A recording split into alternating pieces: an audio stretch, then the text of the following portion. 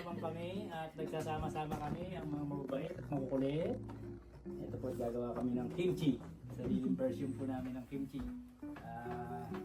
Family recipe po namin to, pag-aaralan namin kung paano gumawa ng kimchi. Ito magawa po kami ng base.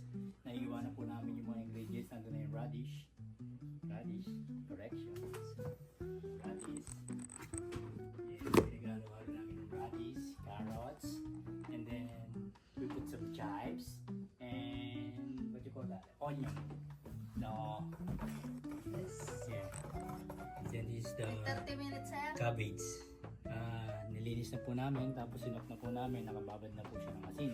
So nire-rest po namin. Ito naman po yung pinaka-kimchi ingredients. Ayan, tikman, sikreto.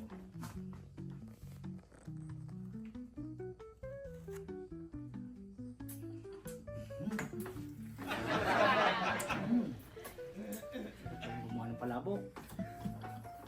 Nice na, manghang na dahil sa ginger na nilagay ko, na blender ko, tapos sinamahan ko siya ng konting yung overripe na apple. Tapos nilagyan namin ng special patis. Patis na walang alat.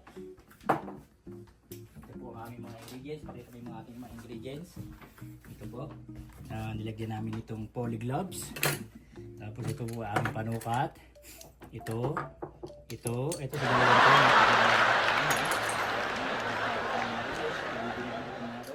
ko.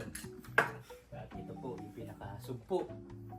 Sugpo ko tawagin sa Pilipinas. Ito po yung powder na tawag nilang take yung red pepper powder. Ito po yung mga ingredients. Meron kami tawag dito. Ito Korean salt. Ito yung tawag dito. Glutinous. Glutinous rice.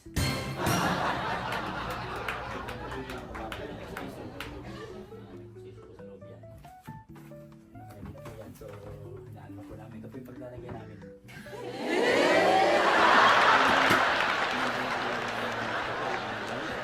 Tapos kasi mahirap mag-ferment, dito na namin piniperment, pinalaman na lang namin.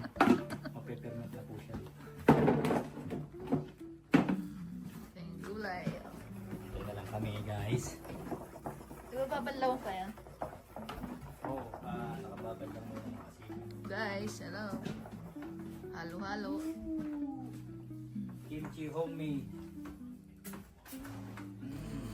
Nice, kimchi tayo.